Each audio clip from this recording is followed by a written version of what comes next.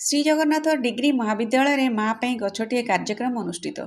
बुधवार पूर्वाह्न 1 घंटिका समय श्री जगन्नाथ डिग्री महाविद्यालय माँ गछटिए कार्यक्रम युक्त 3 अध्यक्ष श्री अभिमन्यु साहू अध्यक्षतार अनुष्ठित हो जाइछि। उक्त समारोह में गंजाम जिला अतिरिक्त जिलापाल श्री प्रमोद कुमार पृष्टि, मुख्य अतिथि रूपे जिला वनांचल अधिकारी श्री अम्लान नायक, मुख्य वक्ता रूपे समाजसेवी श्री सुभाष चंद्र पंडा, doctor APJ Abdul Kalam charitable trust सभापति श्री पूर्णचंद्र बेहेरा, राज्यपाल पुरस्कार प्राप्त प्रधान शिक्षक श्री विजय कुमार विश्वाल, रंभा उच्च विद्यालय अवसर प्राप्त प्रधान शिक्षक श्री बालकृष्ण महारणा, नीलाचल सत्संग पुरीर श्रीजगन्नाथ संस्कृति प्रचारक श्री पूर्णचंद्र बेहेरा, युक्त 2 अध्यक्ष रामचंद्र नाहक, चिलिका बनखंड अधिकारी श्रीमती रश्मिता जेना, श्री प्रभात कुमार सुर प्रमुख सम्मानित अतिथि रूपे जोगदे। यह अवसर में शताधिक वृक्षरोपण सहित पूर्व आयोजित विभिन्न प्रतियोगितार कृति छात्र छात्री को पुरस्कृत करा।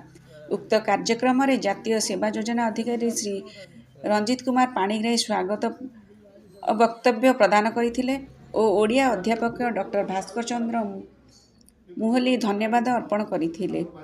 डॉक्टर एपीजे अब्दुल कलाम जनकल्याण चैरिटेबल ट्रस्ट खलीकोट मिलित सहयोग में कार्यक्रम अनुष्ठित होइथिला। एही कार्यक्रम में युक्त 3 और युक्त 2 प्राय 300 छात्र छात्री जोग देइथिले। एही कार्यक्रम को महाविद्यालय समस्त अध्यापक अध्यापिका और कर्मचारी सहयोग करी साफल्य मंडित करथिले। खलीकोट नीलू पंडा को रिपोर्ट।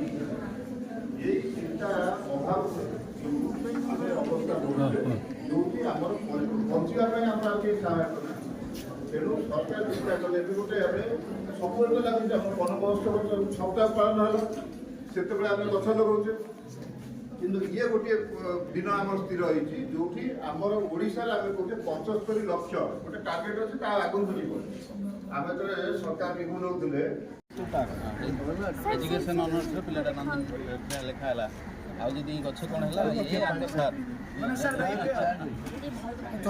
पानी टिके दिए सर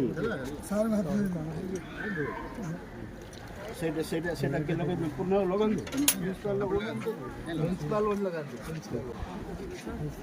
प्रिंसिपल आर पटे सेटा आर एडिकेशन सर दीटा पूर्ण